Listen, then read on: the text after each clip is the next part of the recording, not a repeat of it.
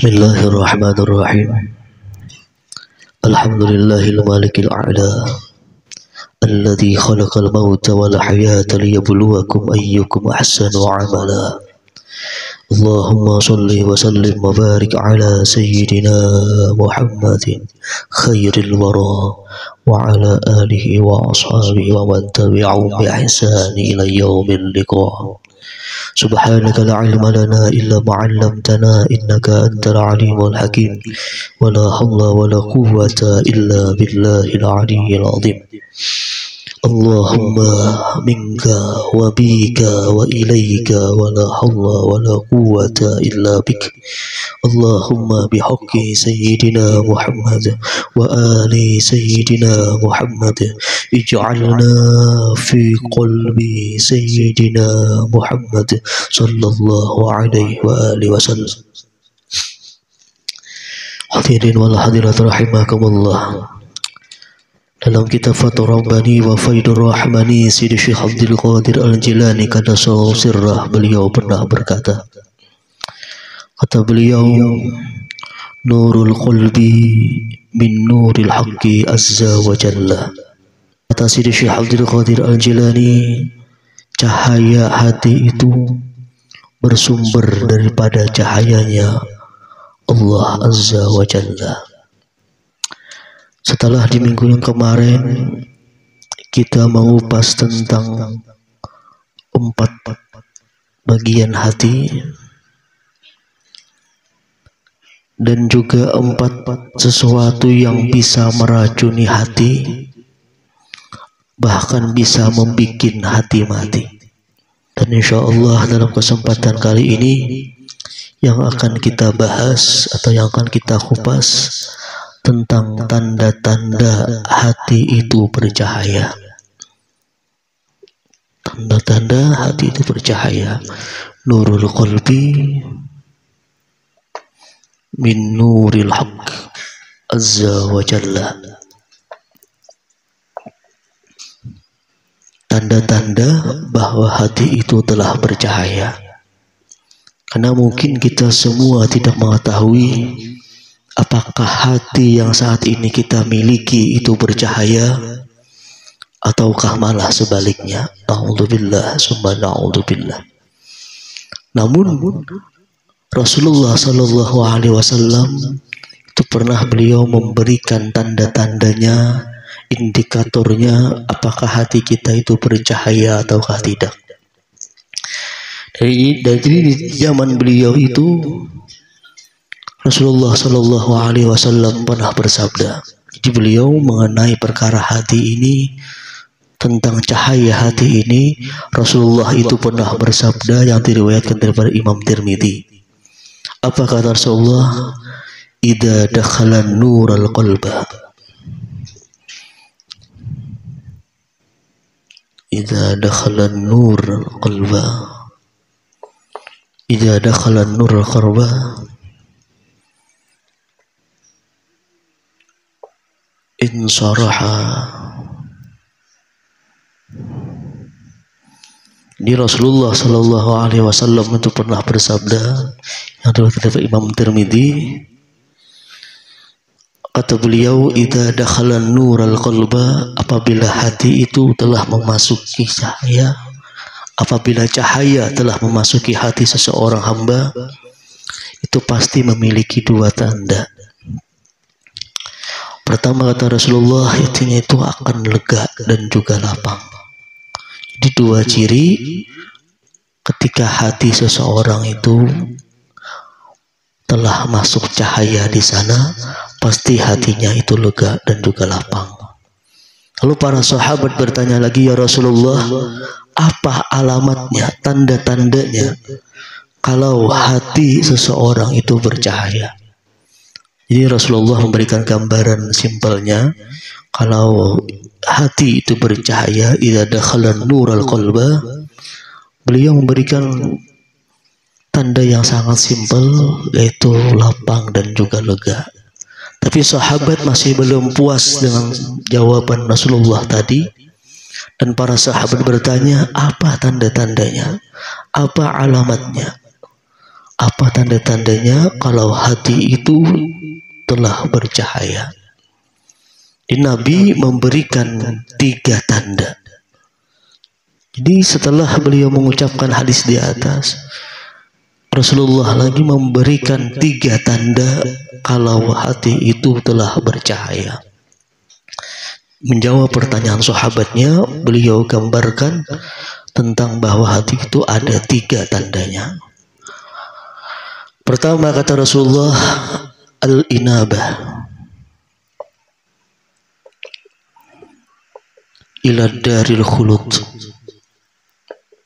Tanda yang pertama al-inabah ila daril khulud, kembali kepada negeri yang kekal abadi.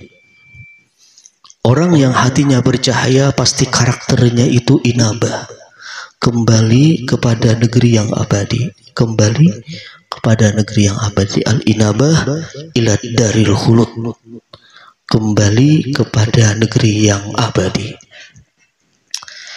Dalam khazanah agama kita itu ada 2 kata yang hampir mirip maknanya, namun ada sedikit perbedaan. Pertama inabah dan juga taubah. Mirip maknanya, namun ada sedikit perbedaan.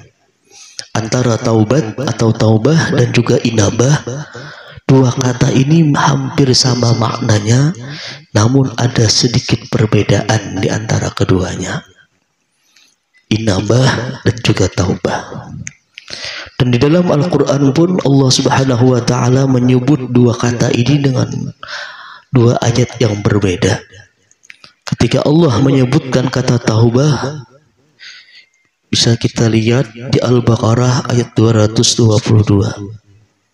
Apa kata Allah? Ya ayyuhalladzina amanu tubu ilallah taubatan nasuha. Di sini Allah mengatakan kata taubat, tubu. Wahai orang beriman, taubatlah kepada Allah, taubat yang sebenar-benarnya, taubat nasuha. Berbeda ketika Allah menyebutkan inabah dalam surah Az-Zumar ayat 54. Kata Allah, wa anibu ila rabbikum wa aslimulah. Wa anibu, kembalilah kalian kepada Tuhan kalian dan berserah dirilah. Di sini 2 kata yang berbeda. Wa anibu inabah, wa tubu taubah. Al-Quran pun membedakan kata inabah dan juga kata taubah.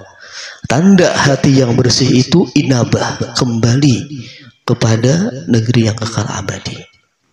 Nah, tadi kalau taubah masih belum jadi tanda hati itu bercahaya.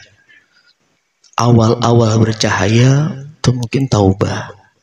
Ketika kita ingin bertaubat, itu sudah ada mulai titik cahaya. Tapi kalau benar-benar bercahaya, itu harus inabah. Ini Quran pun membedakan kata inabah dengan kata taubah. Namun yang lebih jelas lagi bisa kita lihat dalam kitab Mu'jamul Furuqil Lughawiyah. Ada dijelaskan secara detail perbedaan inabah dan juga taubah. Wal farqu bainal inabah wa taubah. Jadi ada perbedaan signifikan antara inabah dan juga taubah. Dan kitab Mu'jamul Furuqil Lughawiyah. Apa kata beliau? At-taubah itu hiyan nadam ala fi'li ma sabaq. Hiyan nadamu ala fi'li ma sabaq. Sedangkan inabah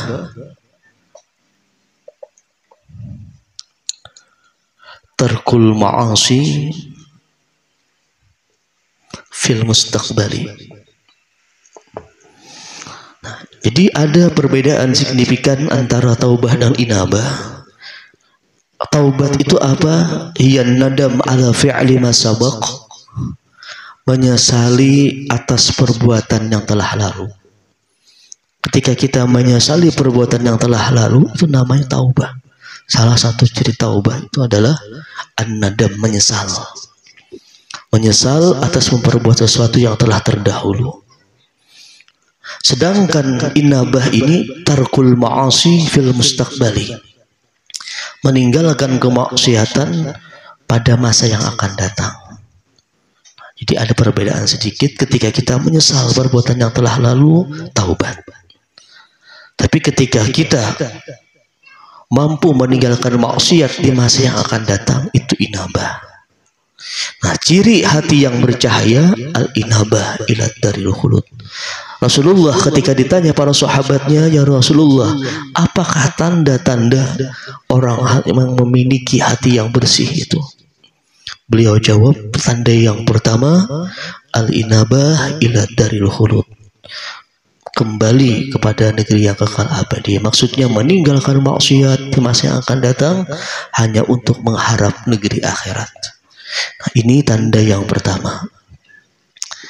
Lalu yang kedua, kata Rasulullah ketika ditanya sahabatnya, apa ciri hati itu bercahaya? Wattajafi andaril ghurur.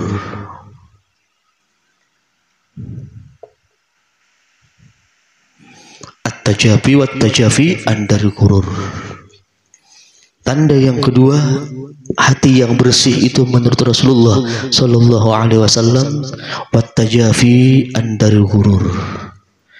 Dia itu menjauhi atau merenggangkan diri dari negeri yang penuh dengan tipuan, yaitu negeri dunia. Dia merenggangkan diri atau menjauhkan diri dari negeri yang penuh dengan tipuan, ghurur.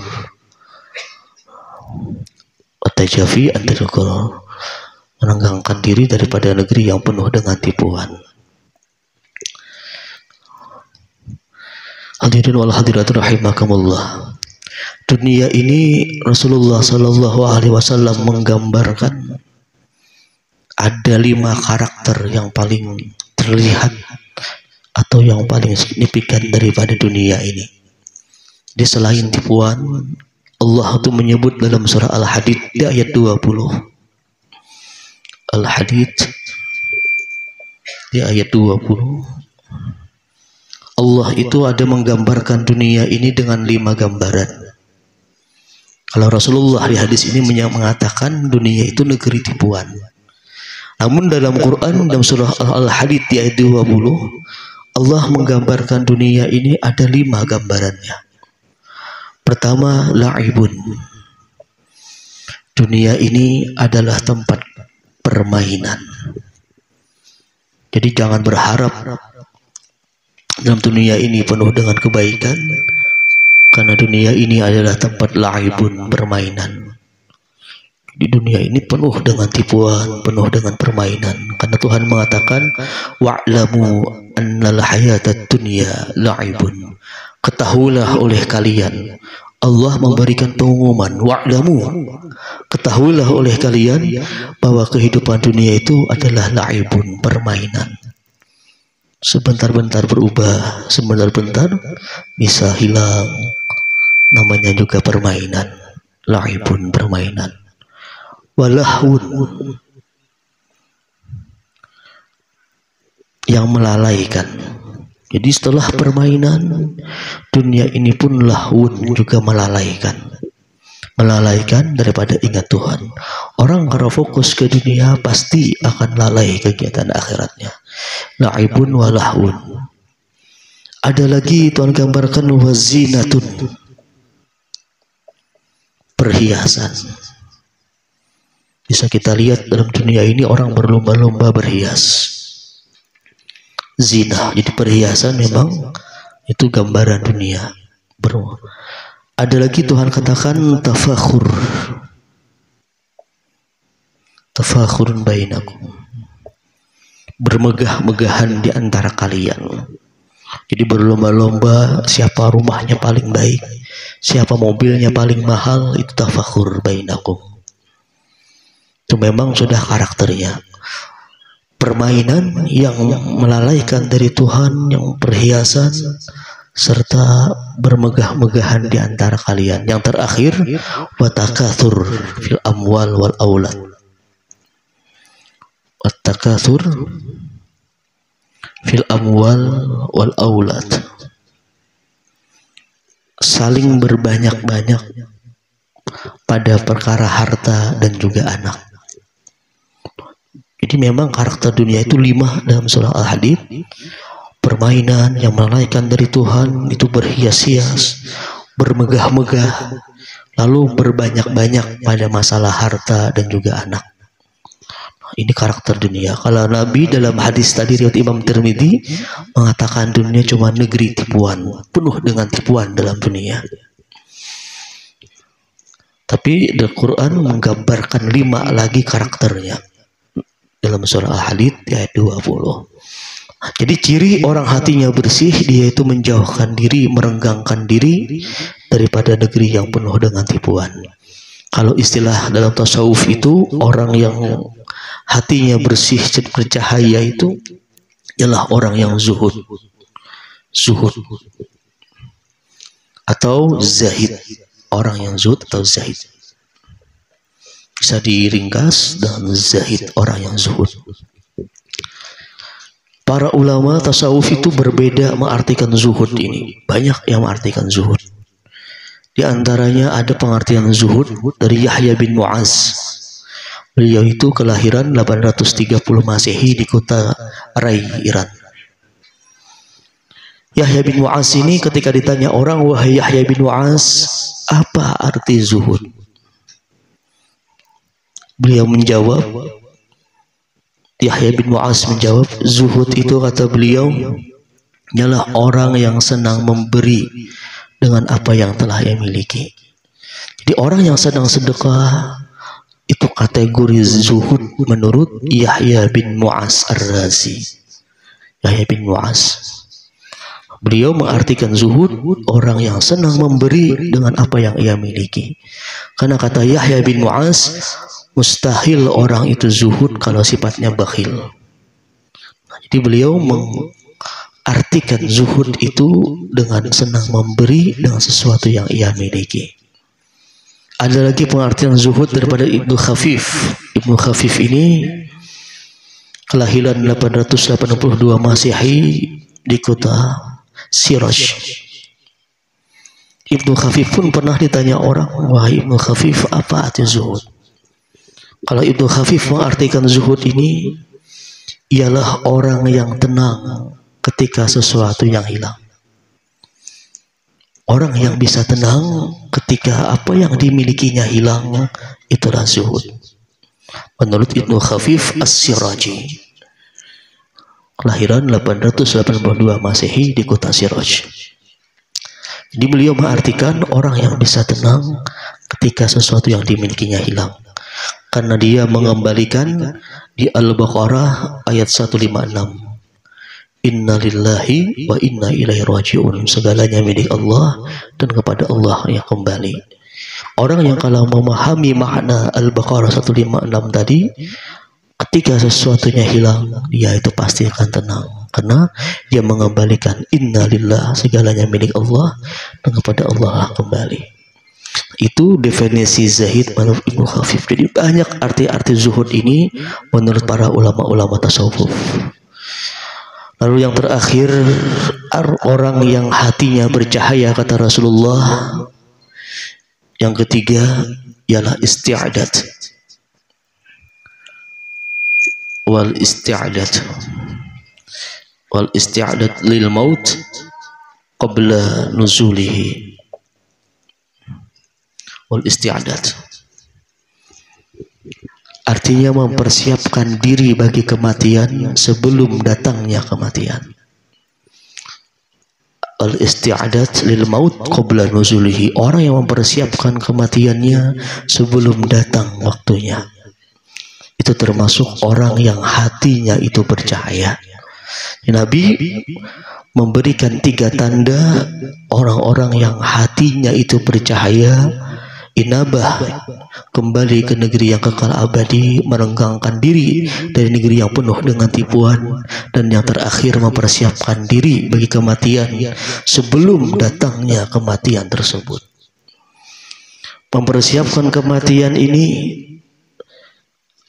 sebenarnya cuma dua yang harus jadi bekal kita, tidak banyak, tapi dua ini poin utama kita mempersiapkan untuk mati. Jadi ada dua poin utama kita itu dikatakan isti'adat lil maut, mempersiapkan bagi mati. Pertama, persiapannya bagi mati itu kita itu disuruh beramal soleh. Bisa kita lihat surah Al-Kahfi di ayat 110. Apa kata Allah? Faman kana yarju liqa'a rabbih falyamal amalan shalihan, amalan shalihan. Persiapan yang pertama ialah beramal soleh. Barang siapa berharap, man kana yarju liqa'a rabbih, barang siapa berharap berjumpa dengan Tuhannya, falyamal amalan shalihan, beramal amal yang soleh, wala yusyrik bi ibadati rabbi ahada, dan jangan mensekutukan Tuhan. Poin yang pertama, persiapan untuk mati ialah beramal soleh. Ini poin yang paling utama. Tapi apa itu amal soleh? Jadi amal soleh ini pun masih ada rinciannya lagi. Al-Imam Baghawi dalam tafsir Baghawi di juz pertama itu mengartikan amal soleh itu harus ada 4 poinnya. Jadi amal bisa dikatakan soleh harus ada 4. Imam Baghawi dalam tafsir beliau, tafsir Baghawi di juz pertama, ada 4 amal bisa dikatakan soleh. Pertama, amal itu harus dengan ilmu. Tanpa ilmu, amal bukan amal soleh. Yang kedua, niat. Tanpa niat yang baik, amal itu tidak akan jadi amal soleh. Yang ketiga, sabar. Tanpa sabar, kata Imam Baghawi, amal itu tidak akan soleh. Dan yang terakhir, ikhlas. Tanpa ikhlas, amal itu tidak akan soleh.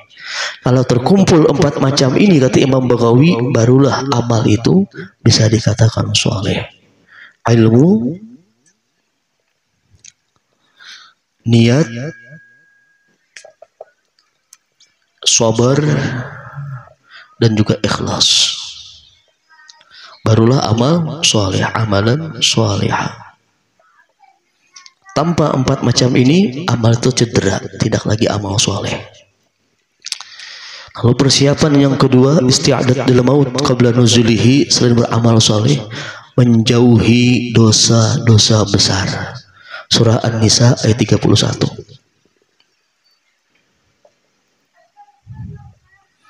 In tajtanibu kaba'ira ma tunhauna anhu nukaffir ankum sayyi'atikum wa nudkhilkum mudkhalan karima. Barang siapa menjauhi dosa-dosa besar, kata Allah, kami hapus kesalahan-kesalahannya dan kami tempatkan ke dia tempat yang paling mulia, yaitu surga. Jadi 2 isti'adat lil maut, mengerjakan amal soleh dan menjauhi segala dosa-dosa besar.